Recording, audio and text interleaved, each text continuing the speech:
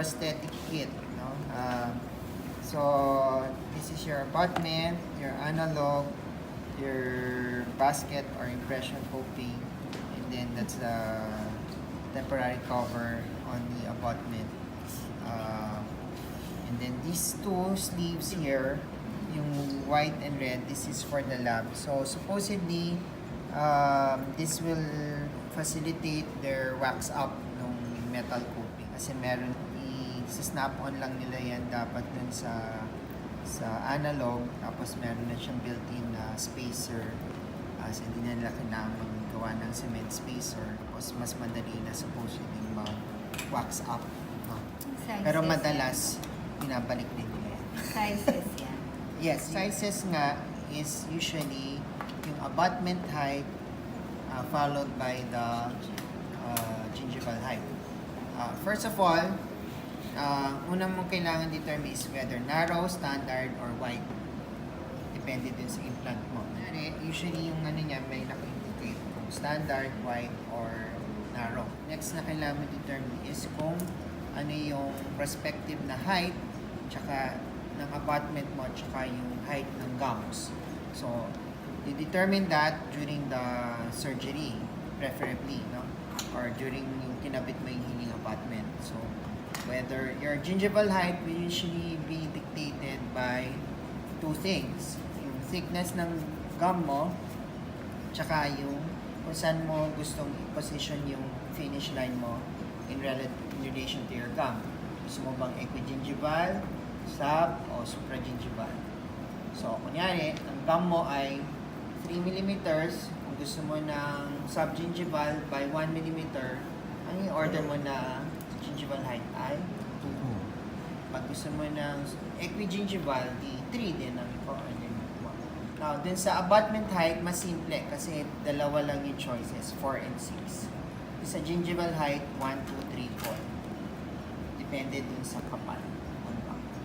Yung sa gingival height, sa abutment height, normally yung 4 posterior, 6 anterior, or tier T. So ito, like this is a 6 mm by, I think a 3 mm, 63. Okay. So, sabihin natin muna ito si patient, no? Si patient to. So, tinanggal mo na yung healing abutment or yung healing cap. Ha? So, sabihin natin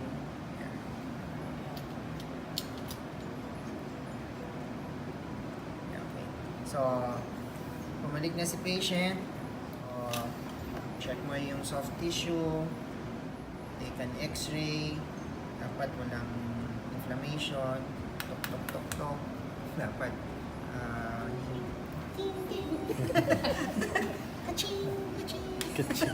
so, first thing we do is you take out the healing cap or healing abutment.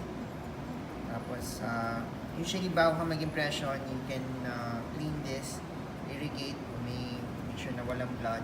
And then, sabihin natin we're gonna use this abutment. Take out now the abutment from the CPK. And then, preferably, we said that may flat side yan, no? There's a flat side. So, preferably, we put it on the labial side. Okay. So, make sure na it seats. Meron siyang 6 positions, ha? Kasi hexagon. May hex siya. So, pwedeng ganyan. Pwedeng ganyan. No? So, titingnan mo kung ano yung best na position para sa kanya. No? Lalo na kunyari, if you're gonna use later an angled abutment. No? But, saying natin na yan na yung na-choose mo na position. So, you get your hex driver again. And then, you tighten the abutment screw. This goes inside the abutment. Then, Kasama natin. it's inside the kit. We're gonna assume na, for example, din sa first is scenario na walang adjustments. Yes, straightforward. No adjustments needed. So, your next thing you're gonna do is the coping. And then, yung coping meron siyang groove. May groove.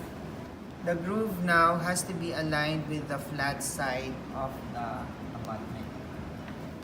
For this to insert properly, the groove has to be aligned with the flat side. And then you snap. Ito yung lalagyan mo parang screw. So, at this point, if there's no adjustments or you're gonna do a close straight technique talaga with an abutment level, you take the impression and then when it sets, you snap. And then, what the next thing you do is get now this is the analog that comes in the kit. So, ito nakabaon na sa impression. So, ngayon, kung ito yung label side, so mas madali mong i-orient na papasok yung analog. Tapos send to the lab. This analog is the same replica, exact replica of this one. Pero, pag once na i-modify na to, hindi na sila magkamukha. Magagamit mo lang siya ito pag hindi ito kailangan galawin. Kaya mas madalas gagalawin. Kaya implant level ang gagawin natin. So again, this is what we call an abutment level impression. Kapit si abutment, tapos kapit si impression code. Pag implant level, so anticipation, bumalik, tanggal ang healing cap, tapos ang gagamitin mo ngayon is this.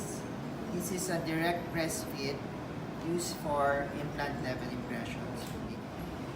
Yan. Ito ngayon ang ano niya, you press it into the connection of the implant. This is designed for close straight. So both of them are for a close straight technique. So for close straight technique, you take this and then we are ready now to take the impression using rubber. This is a addition silicone. Pag sa actual patient, so usually you isolate and then dry, and then when you're ready, you inject around the preferably you cover the whole ano. Ang important dito sa wash, yung mga small areas ang makover niya. Actually, dun sa coping itself, pwedeng yung putty na lang. Please, since this is an indirect impression, yung wash natin talaga usually for natural teeth para makita yung details, mas makuha yung details, kaya siya wash.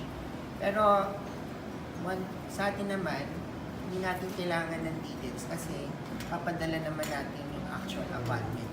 Ang kailangan mo lang talaga i-syringe minsan sa actual patient. Kunyari, magkatabi ng ngipin, so meron siyang space. Minsan yung putty mabibitin, hindi kaya makapasok. So ang kailangan mo lang talagang injection ng wash is yung gum area especially, tsaka in between the proximals. Kasi dun pwedeng hindi makapasok si putty. Pero kung monophase siya, so inject mo lang talaga sa lahat. Then you wait, this is usually 5 minutes. Depending on pag nag-set, we either put back this analog here, dun sa implant level impression, and then this one for the abutment level impression. While waiting for that to set, sabihin na lang natin ito yung si abutment na na-connect sa bibig ng patient. Ito yung last technique na minix ko. No? So I'll remove this in the patient's mouth. I'll put back the healing abutment inside the patient's mouth or the healing cup. And then I use this now and connect it with my analog. And this one, I put into the impression. Kung wala ako nung isang pang-pick up na direct press fit. So parang ginamit mo yung abutment to take the implant level impression.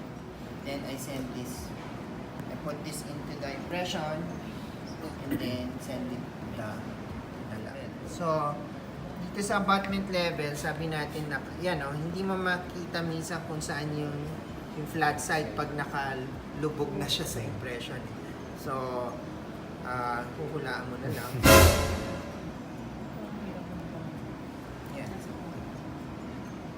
Here, dito, sa snapback mo lang. Tapos dito, sa implant level impression, same. To the point na yung iba, pag kunyari 4 na implants, para lang siguradong hindi gumalaw yung mga impression post, wire pa, kinoconnect. Kaya minsan may makikita kayong mga cases na para naka-wire, tapos yung Duralay, button resin, connect siya, para hindi gumalaw yung, kasi once na gumalaw yung mga impression post mo,